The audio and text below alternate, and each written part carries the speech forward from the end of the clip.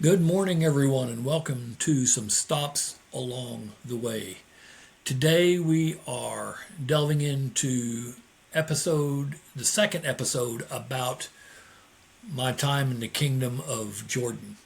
In the last episode, we unpacked a lot about the history, the geopolitical context, the political environment in Jordan. Today, we're going to jump into some of the regions of Jordan and some of the experiences I had while I was there. Hope you enjoy it.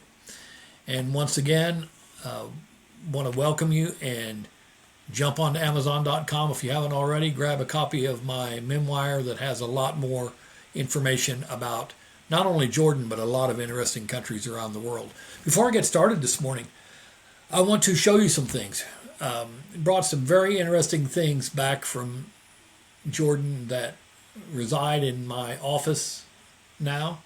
And one of those things is this tray right behind me here. It's a Mansaf tray. This one is made of copper. And Mansaf is a rice and yogurt dish, usually has lamb in it as well. It's a national dish of Jordan. You eat it with your hands. You scoop the rice and you ball it up and eat it. Had a very funny experience with Mansaf while I was there that I'll tell you later. But Mansaf is a supremely interesting tasting dish. The flavors just explode in your mouth. It's really an amazing dish, and especially when you're sitting out in the middle of the desert eating it with Bedouins. So this is an ornamental tray. Most of the Mansaf trays are that size or larger, and they're not quite as ornate because this one's ornamental, but that's what that tray is all about. This picture right behind me, hopefully you can see it. I'll bend down just a little bit so you can see it there. There we go. It is painted by a very famous Jordanian artist. And this is the picture that hung in my office the entire time that I was in Jordan. So it has a very special place in my heart. It is a traditional Arabic scene from the ancient times of Arab traders outside of the walled city of Amman. It is a very beautiful painting, and it brings back just a lot of great memories for me. Also wanted to show you this beautiful copper teapot from Jordan. It is very Arabic in design with the long spout, the traditional Arabic accoutrements here. Again, this one is ornamental, but if you had a pot like this, you'd heat it over an open fire and make your tea. Most likely that tea would have some cardamom in it and taste really, really good. Also, there's some very intricate glassware in Jordan. You can see this one right here. This is very intricate. I can't even believe I got it back because it's just so amazing looking. It's very light and very beautiful. Again, made out of a very thin type of glass by the beautiful artisans in Jordan. And last but not least, I have this piece of salt from the Dead Sea, the world's lowest place. The Dead Sea borders Jordan and Israel on the other side, but it's an amazing ecosystem. And I brought this piece of salt back with me from the Dead Sea to remind me of the good times that I had there, and I'll tell you a little bit more about that later. Just thought you might like to see a few of those things. My office is filled with things from around the world that I brought back, but I wanted to show you a few that pertain to Jordan. So let's talk a little bit more about my time there. Now, we can't talk about my time in Jordan without talking about the project that I ran. It was called SABEQ, as I said in the last episode.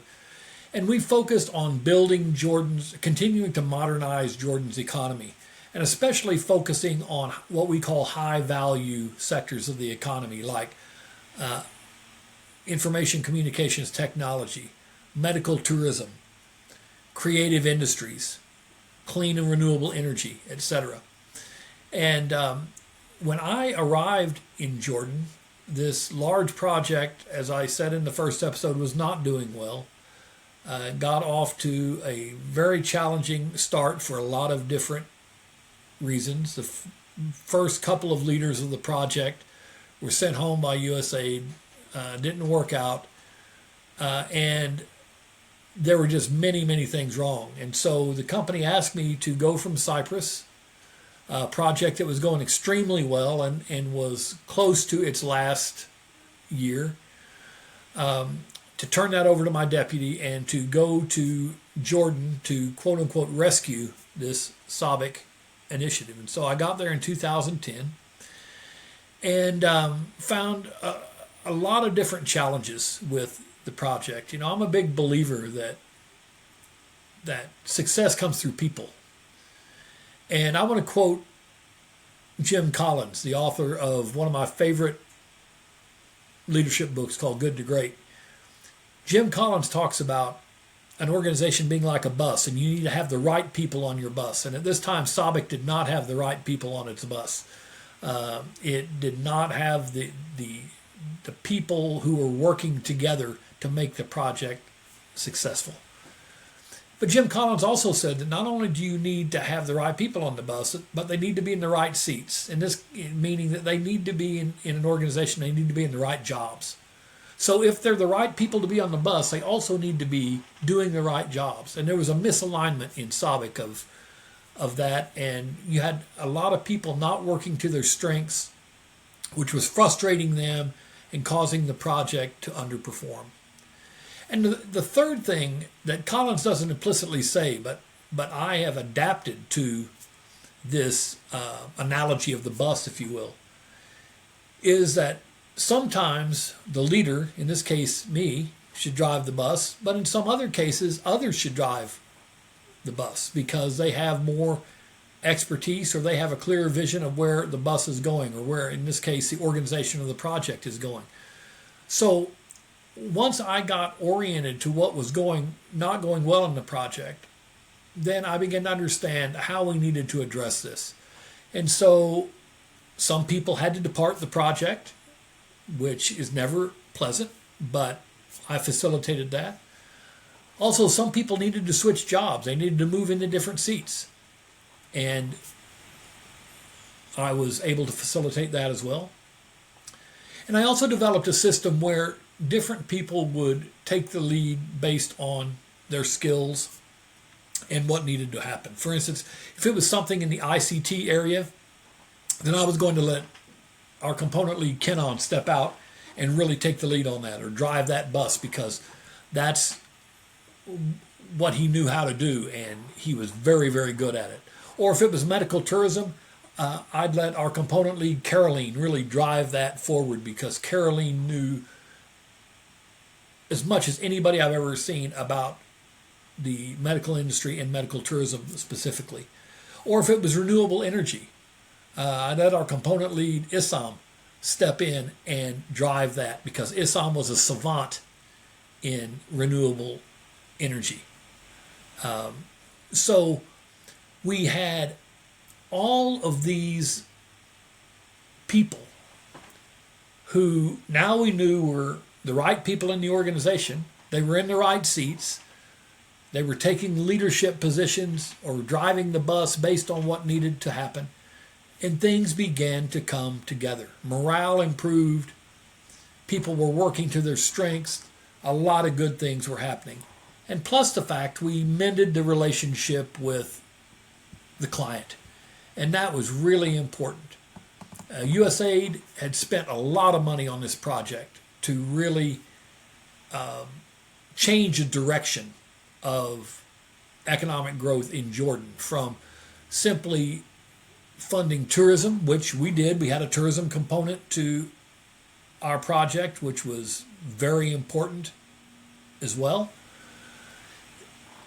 And agriculture, we did not do agriculture in our project. Another project did that. But traditionally, Jordan had been about tourism and agriculture and some light manufacturing. We worked in sectors that in many cases they'd never worked in before. But where the king and the royal court were supremely interested, as I said in the last episode, ICT especially, creative industries, and renewable energy. All things that the royal court really wanted to see happen, and we were driving those forward. And we had a great client there as well. Our what we call our contracting officer's representative, COR, who was the USAID director for our project, was a lady named Ruba, and she was a PhD economist, absolutely brilliant, and had been frustrated because the project wasn't moving in the right direction. She didn't feel heard by the former leadership, and so I built a close relationship with Ruba. I was able to help her understand the approach that we were using, linking the economic ecosystem together and driving high value employment and creating high value jobs. And she went from one of our biggest critics to, in just a few months, one of our biggest advocates.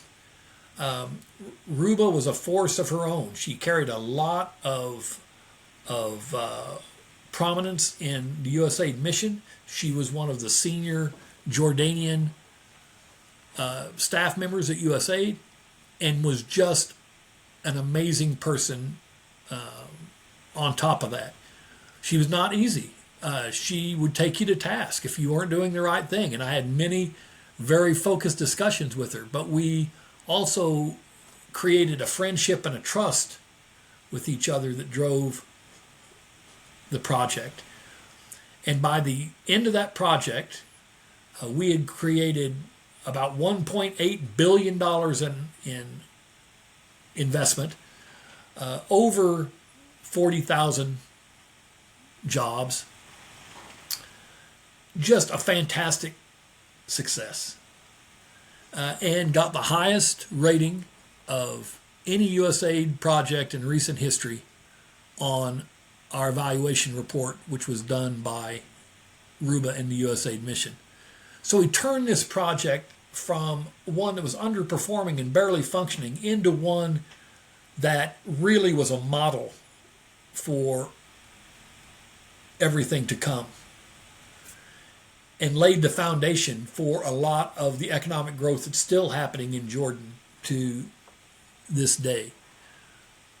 I can't take credit for that turnaround, because some of the brilliant people, some of whom I've already talked about, were the ones who really drove that, because I helped paint the picture on the front of the puzzle box, and I helped them understand where each of their individual pieces fit. And once they understood that, they absolutely took it and ran with it, and it was an amazing success story. One of the biggest success stories of my career. And it was driven by this dedicated group of people, all of whom were in the right seats, on the right bus, at the right time. So when I look back on SABEQ, I don't remember those early days when we were struggling to get things back on track. Well, of course I remember them, but I don't dwell on those. What I dwell on is the success that we had in the end, and the people who were empowered along the way to achieve things that they didn't even think they could achieve, individually and collectively. We had probably more arguments on that project than anyone that I've been on outside of Bosnia. But the difference here is that all of those arguments, number one, nobody took them personally, and number two, we were able to use all of that collective energy, like iron sharpening iron, to build something that's truly, truly special. So that's a little bit about the project that I ran while I was there. Living in Jordan is categorically amazing. It's a fascinating country, and Amman is an interesting city in itself. It's built on hills, and One of the interesting facets of Amman is that it has these traffic circles, and you really navigate the city by knowing which traffic circle something is located, whether it's third circle or fourth circle or fifth circle. You the locals would hear an address or hear a destination and say, oh yeah, that's near second circle or third circle. And so you would know, okay, at least the area that you were supposed to be in. It was a beautiful city. Some called it the White City, although it really wasn't white. It was a shade of beige. But there are areas of the city where you can stand on the hillside and you could look across this vast city and see the tan structures as far as you could see. We lived, as I said in the first episode, we lived in a neighborhood called Umathena in a very beautiful apartment. And it was a lovely neighborhood. Debbie and I loved to walk in our little neighborhood. We got to know people there. And although Debbie, as I said before, was not comfortable in Jordan as a whole, and certainly not in Amman as a city, she was comfortable in our little neighborhood, because once they knew that Debbie and I were married and that she belonged there and that she had a husband, the people in the neighborhood looked after her. There was a little bodega down from our house where we would just get fill-in items, and we got to know the people that worked at the bodega. And Debbie loves to tell the story that she has long blonde hair, for those of you who know her, and she was in the little bodega just getting some fill-in items, and the young man who always waited on us there and sacked our groceries accidentally touched her hair and panicked, didn't know what to do. And of course it was an accident. Debbie felt nothing about it, didn't feel badly about it at all, didn't get upset about it. But his colleagues in the little bodega gave him no end of good-natured grief over the panic-stricken look that he gave when he accidentally touched her hair, which is a very un-Islamic thing to do. There was also a great little falafel stand in our neighborhood, and the first time I went to that falafel stand, we hadn't been in Jordan that long, and I was still not sure how of the currency conversion, and so I asked for $1 worth of falafel, and the man looked at me and shook his head and said, "Are you sure?" And I said, "Yes." And what I didn't know is that was more falafel than you could eat in 3 weeks. And he just kept putting falafel in this bag, and he was laughing, and I was laughing, and Debbie was laughing. And so I never made that mistake again. I made sure that we only got the falafel we could eat, which cost a few cents, not certainly $1 US. The Jordanian people were so lovely when you got to know them, whether they were Palestinian, Iraqi, Syrian. They were just lovely, lovely people, and especially those in our little neighborhood in Amman that we got to know so well. But Amman is a very ancient city, and it has the ancient Colosseum there, the ruins that you can see, a beautiful museum. But it also is a very modern city with the shopping malls and everything that you would expect a modern city to have. So we very much enjoyed living in Amman. But once you got outside of the city, Jordan was a different place. Amman, as I said before, had somewhat of a vibe of being more, having a more moderate view of Islam, although Debbie would tell you that the undercurrent there was much more steeped in Islamic tradition. But once you got outside of Amman, it was a different story. It was very conservative, held to Islamic principles very closely. And so many of the areas I'm going to talk about now were very much more steeped in Islamic fundamentalism, if you will, or conservatism than was Oman. And there's a difference between fundamentalism and conservatism. There are many Muslims who are conservative Muslims, and they follow very closely the teachings of the Prophet Muhammad. But they're not fundamentalists. They're not on jihad. They are not trying to undermine the values of the West. They are simply conservative Muslims who take their faith very seriously and interpret it in a much narrower way than a conservative or cultural Muslim would. And these were the type of people that were outside of Amman to a large degree. Not fundamentalists per se, although there were a few of those as well, but mostly they were just more conservative. So let's talk about some of the regions in this beautiful country. And you can't talk about Jordan without talking about Petra. Many of you have probably heard about Petra.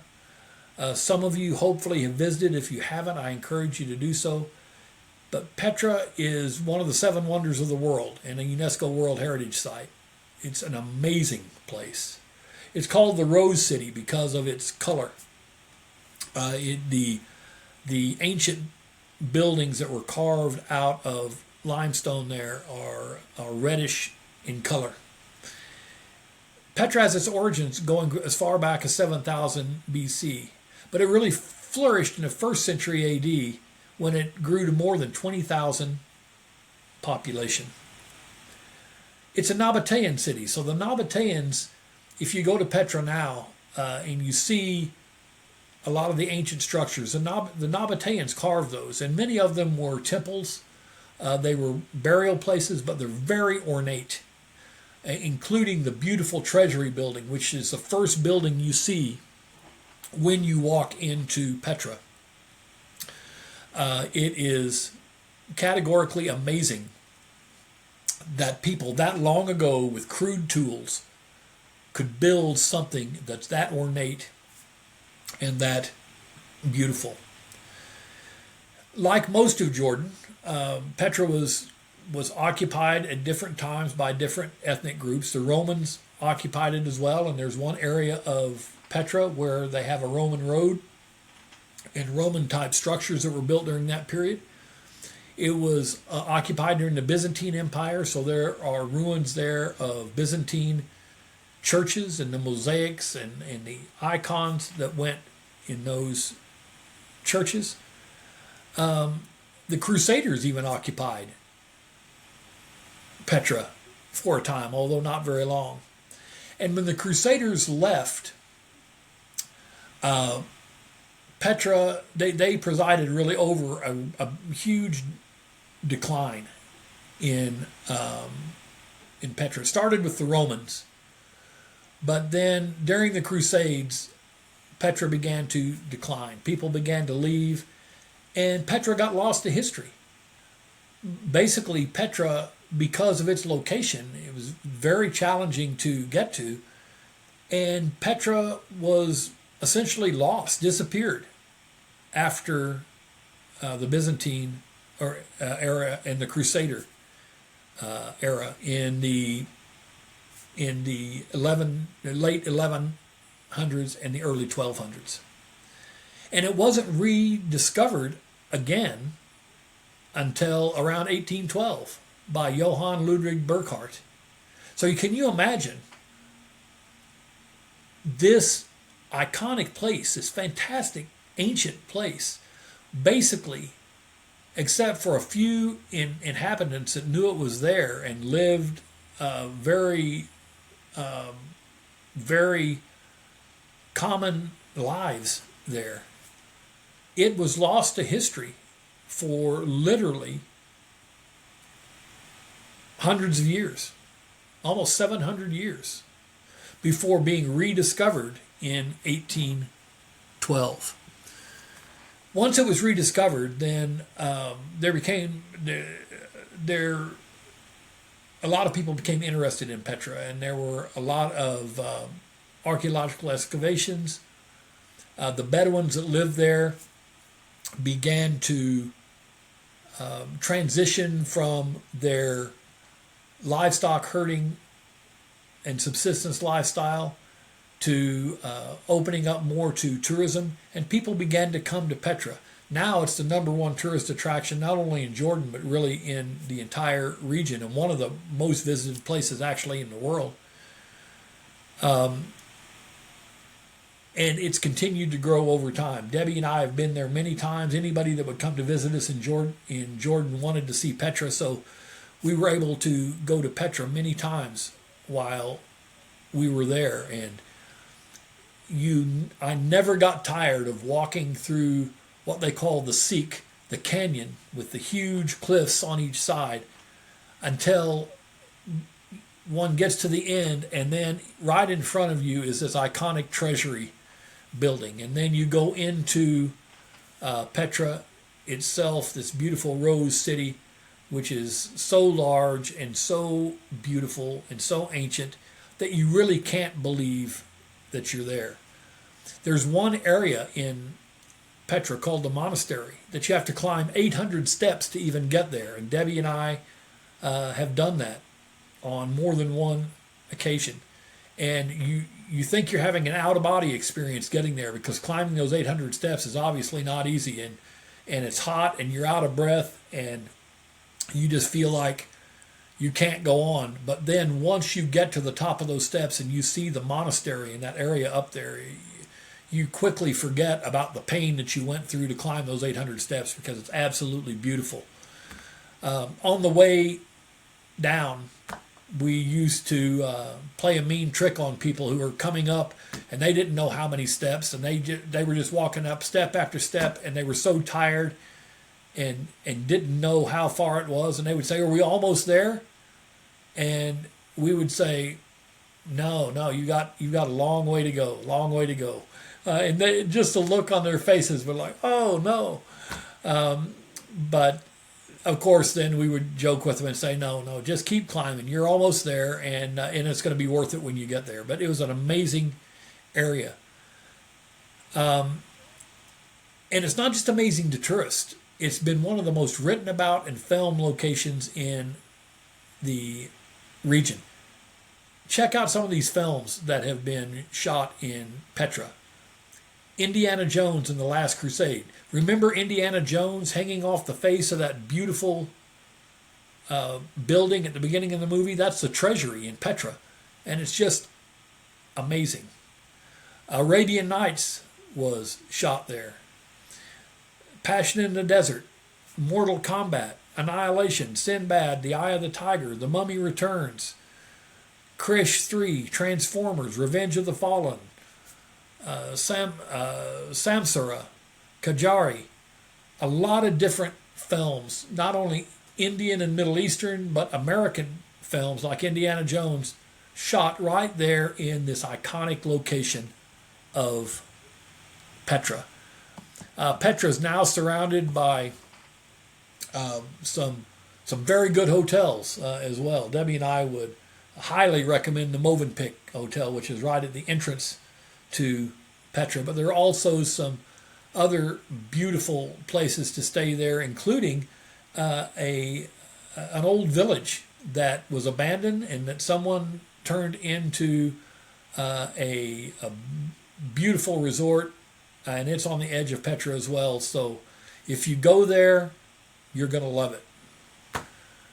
Another really iconic location in Jordan is Karak Castle. It's one of the largest castles in the Levant region. Its construction began in the 1140s. The Crusaders called it Karak de Moabites, or Karak in Moab, in Moab rather. And it's also colloquially called Karak of the Desert, because it is literally in the middle of the desert. But it's up on a hillside overlooking a very beautiful area. During the Crusades, this was a very highly sought after location, and so Saladin laid siege to the castle on a couple of different occasions in 1183 and 1184, but he never was able to conquer the castle. His nephew, Saladin's nephew, actually conquered it in 1188.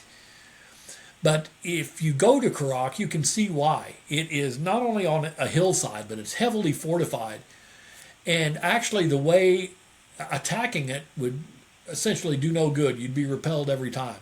The way it was finally conquered was that Saladin's nephew laid siege to it long enough where their food and water ran out, and they had to surrender because he realized that an assault on the castle would never have worked.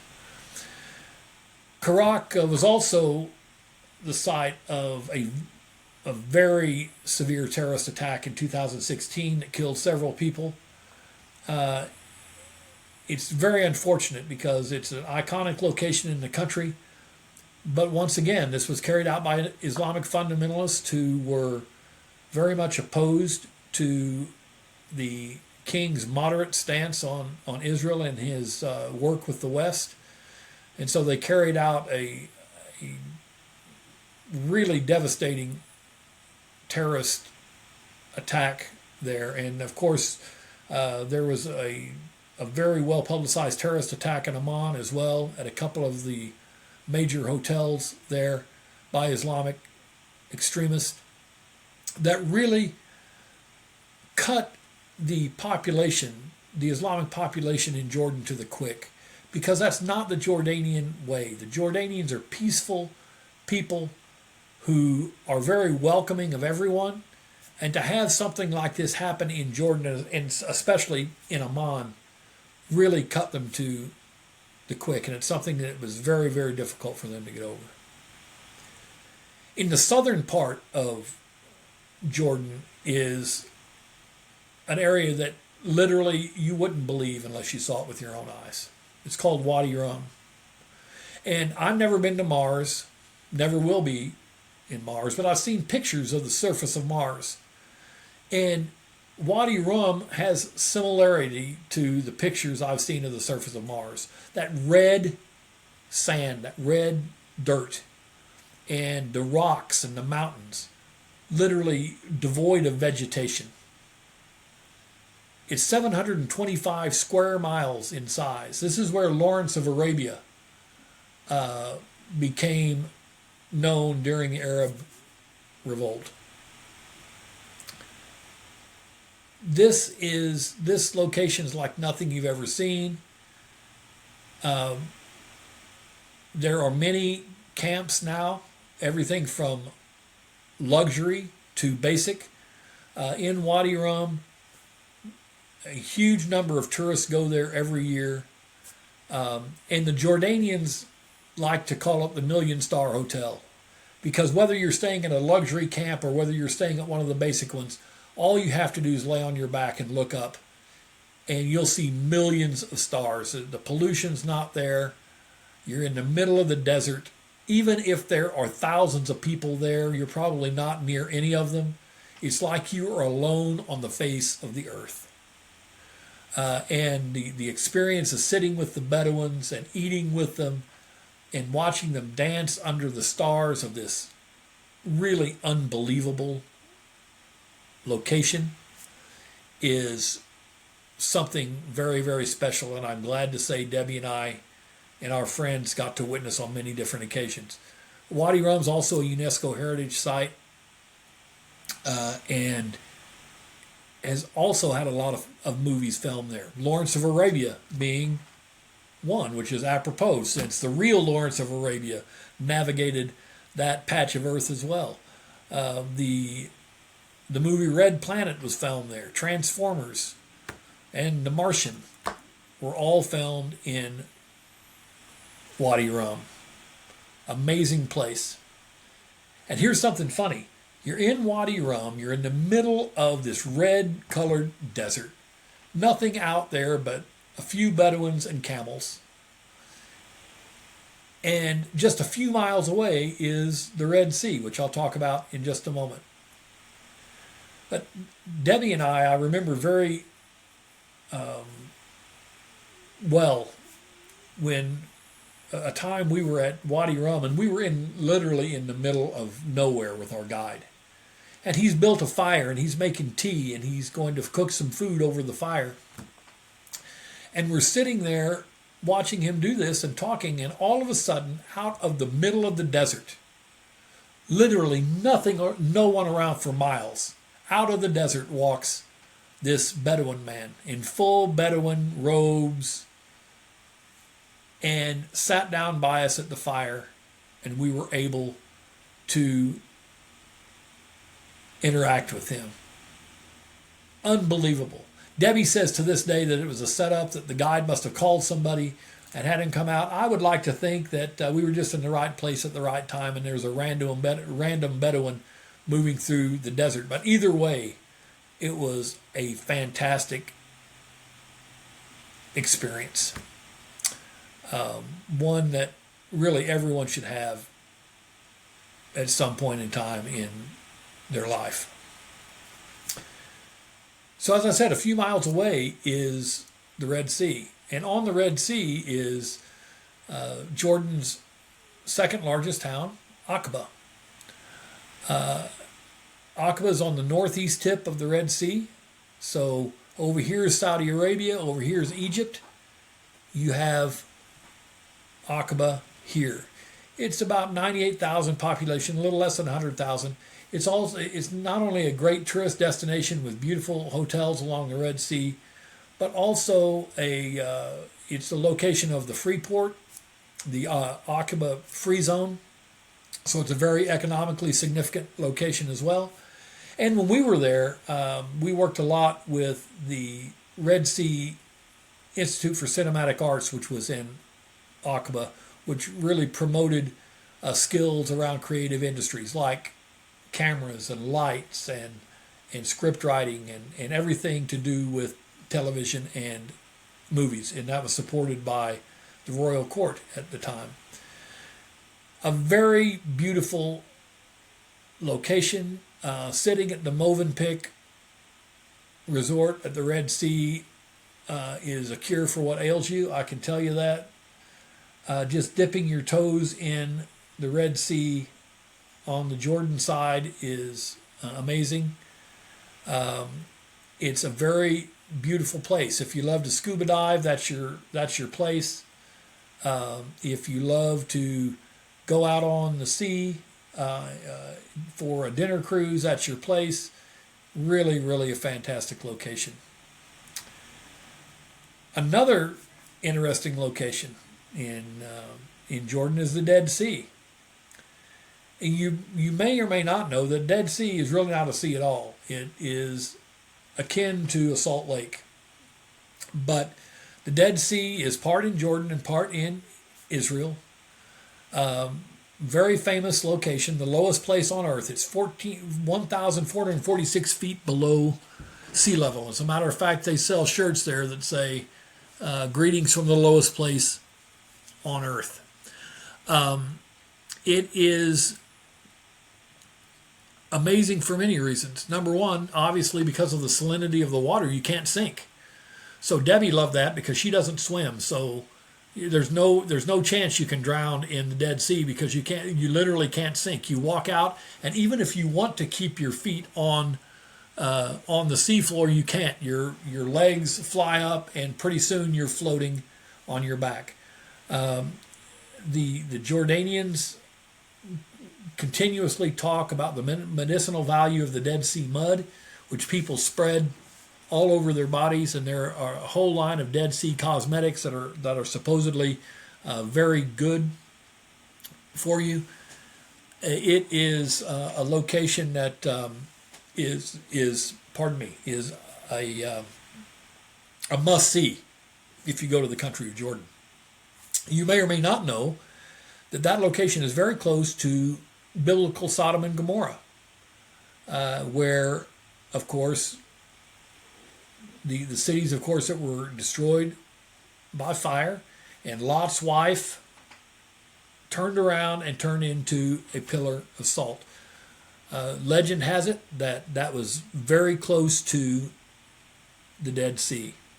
In 2009, the Jordan National Red Sea Development Project was announced, which would essentially build a canal to bring water from the Red Sea to the Dead Sea, desalinating it along the way, and then putting the brine into the Dead Sea. The Dead Sea is drying up little by little, and so there will come a time, certainly not in my lifetime, your lifetime, or probably our great, great, great, great, great, great grandchildren's lifetime, that it'll dry up.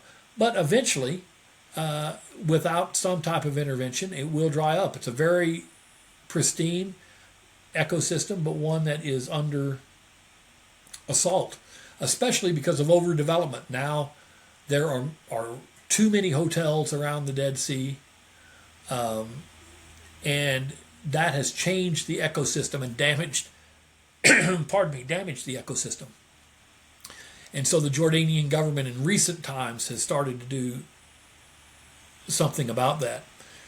When we were there, we got introduced to something called Red to Dead. It's a road race where teams run from the Red Sea to the Dead Sea. Run all night, and they take turns. They're in teams, so they take turns running. And for no other reason than you get a cool T-shirt, and you can say that you ran all the way from the Red Sea to the Dead Sea. And some of the young people that we knew there, our son included, actually participated in that race and got the opportunity to jog, run, and walk through some of the most beautiful desert areas of the Middle East, from Aqaba in the Red Sea to all the way to the Dead Sea. Another very interesting area in the north part of the country is Jerash. From Jerash, which is a very ancient place, there is the modern city of Jerash, but the ancient area of Jerash, which was has the ruins both from the Romans, the Byzantine times, and the Islamic times. You can stand at those ruins and look out over the Golan Heights, and on a clear day you can even see the Sea of Galilee. It's an amazing place. It's really right on the border with Israel, and of course we know that the Golan Heights has been a huge flashpoint for conflict between the Israelis and Palestinians, and literally you're right on the border of it there. It's also the traditional site where Jesus cast the demons out of the swine, so it's a really interesting location in terms of biblical history as well.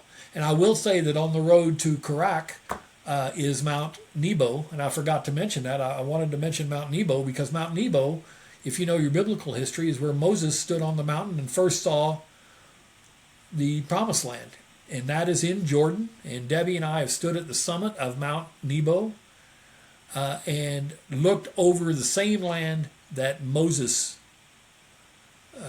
viewed when he was looking into the Promised Land. So Jordan is just a fascinating place, especially if you love biblical history. Taking a tour of Jordan and Israel is really the thing to do. And last but not least, in northeast Jordan are what's called the desert castles. I can't tell you how many there are. There are many of them. Some of them in pretty good repair, some of them in disrepair. But you're in the middle of the desert on the road to Iraq, and these castles just appear out of nowhere. You'll be driving along with the empty desert, and all of a sudden one of these desert castles will appear. And Debbie and I also had the opportunity to go out with our friends and tour some of those castles. Just an amazing experience. So you probably got the idea already that I love Jordan very much. Debbie had a very much different experience there than I did, but we met a lot of great people. We have a lot of great friends. We saw some unbelievable things while we were there, and our project did, I believe, a lot of good for the people of Jordan and helped them increase their livelihoods and take care of their families and build the economy of that very beautiful country. There's so many memories, and I share some of them in my memoir, but the memories that we have there are really amazing.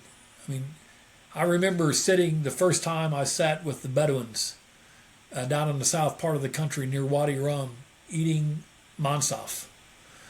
And the Bedouins, when they eat mansaf, and that's that tray like this one up here, that's piled high with rice and sweet yogurt and lamb meat. But the Bedouins also put a goat head typically in the middle. And what I didn't know at the time is that Bedouin tradition is that whoever is the quote-unquote most important or most honored guest gets the special treat of eating the goat eyeball. And so I had that experience once and only once, and I made sure next time when I went to visit the Bedouins and eat mansaf that I was not the most important person in the party, because I did not want to take a bite of that eyeball, the goat's eyeball again, for sure. But the taste of mansaf will just make your mouth explode with flavor. And sitting there with the Bedouins in their own environment eating it is really a fantastic experience. Also, Debbie and I will never forget, and I alluded to this before, sleeping under the stars in Wadi Rum. We stayed in several different camps there, and just looking up and seeing those stars, you just can't believe it, how beautiful it is. And the coolness of the desert, the emptiness around you, the hundreds of kilometers of open space that with no fences and nothing to stop you from traversing any and all of it. The caves, the ruins, the cave art, that the ancient cave art that you can find, the herds of camels wandering through the desert with the Bedouins. Wadi Rum is a special place, and we'll never forget it.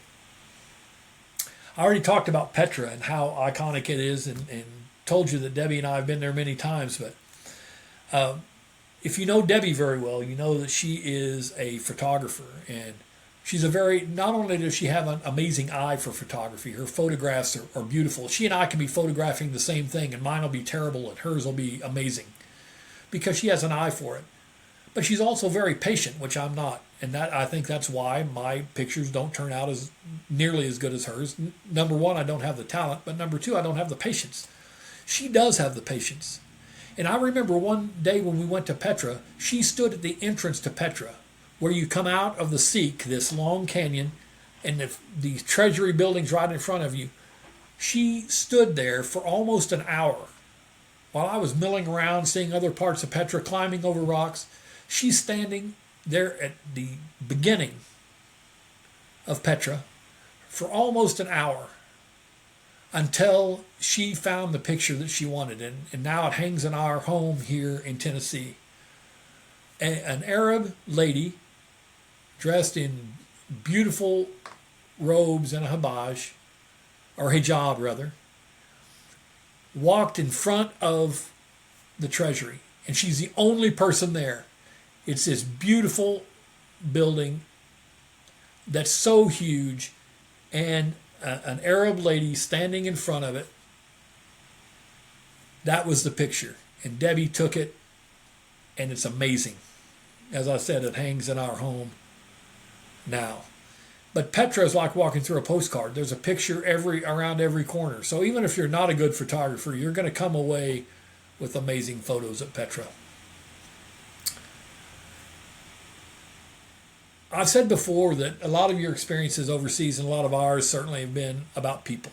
And I've already talked about some of the great people that we met in Jordan and that we interacted with. And, I interacted with members of the royal court, including meeting the king himself on a couple of occasions, having the chance to meet Queen Rania, members of the royal court, But it's those people that we worked with every day that were so special. And everywhere we've been, it seems like the person who drove us was amazingly special. And we had a driver there named Mohammed. And Mohammed was a great guy, and he was just a joyful person to be around. He loved driving me. He loved driving Debbie. He would drive on occasion Daniel as well, our son, and it's just a beautiful time. And a lovely person, Mohammed was and will, and he'll be a friend of ours for the rest of our lives. One of the really interesting things and probably life-changing things that happened while we were in Jordan was that our son Daniel came over to Jordan after he finished university to teach at a Christian school. And that is where he met his wife, Robin, who is also teaching at that school. And they met, quickly fell in love, and are married now today and have given us 2 beautiful grandchildren. That all started in Jordan. Debbie knew that Daniel was interested in Robin before I did. I didn't see it. The first time that Robin came over and had dinner at our house with some other people, Debbie said, those 2 are going to get together. She was 100% right. And the interesting thing is there that really you can't, even if you're a foreigner, you can't date there because you can't go out as a single man and a single woman in public. And so their dating experience was very, very different than most dating experiences. But God knew what he was doing. He brought them together, and they're still together to this day. And it all started in the Hashemite kingdom of Jordan. Another enduring memory that I will have of Jordan is of Debbie driving there. We didn't have a car everywhere overseas that we served because we had a driver, and so there wasn't any need. But in Jordan, you kind of needed a car because it was spread out. Amman was spread out. If you're going to the grocery store and things, you didn't want to be waiting on a driver, et cetera, et cetera. So we bought a car, and I didn't drive it very much, but Debbie drove quite a bit to do the things that she needed to do. And we had a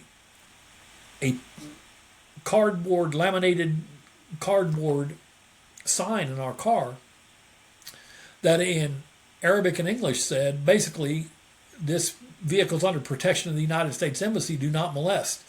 And to Debbie, that was a get-out-of-jail-free card. So she drove however she wanted to drive, and if the police tried to pull her over, she would just hold up this sign that said, under the protection of the American Embassy, and keep driving.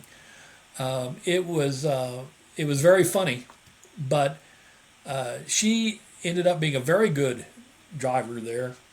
Me, not so much. But then I'm not a very good driver here either, so that works out, the way it should work out, I guess. So that's a little bit about our experiences in Jordan. I could go on and on about the people, the places, the things that happened. You can read some more of them in my memoir, Some Stops Along the Way, but the fact is, our time there, like every place else that we served overseas, was a learning experience. Some of the lessons we learned, we didn't want to learn, and were not lessons that we would have chosen to experience. But many more of them were fantastic experiences. Really once-in-a-lifetime experiences that, unless you actually live in a culture, not just travel there for a few weeks on vacation, but unless you actually live in a culture, you don't get to experience. So I encourage you to get out there. Get out from behind your computer screen. Get out from behind your phone and go out there. Whether it's in the United States, to the Ocoee River here in East Tennessee, or to one of the great cities of the United States, or to a national park, or to Petra, or Karak, or Aqaba, or Wadi Rum, or Jerash in Jordan. Wherever it is, get out there and experience the culture, the people, and the fantastic mosaic that is this world. We learned that more than anything else in Jordan. And I hope that over these couple of episodes, you've captured some of the enthusiasm that we have for that area of the world and might like to see it yourself. Join me next time on Some Stops Along the Way next Monday, 8 a.m., where we're going to jump into another country where I've served. I think you'll enjoy it. Until next time, we'll see you.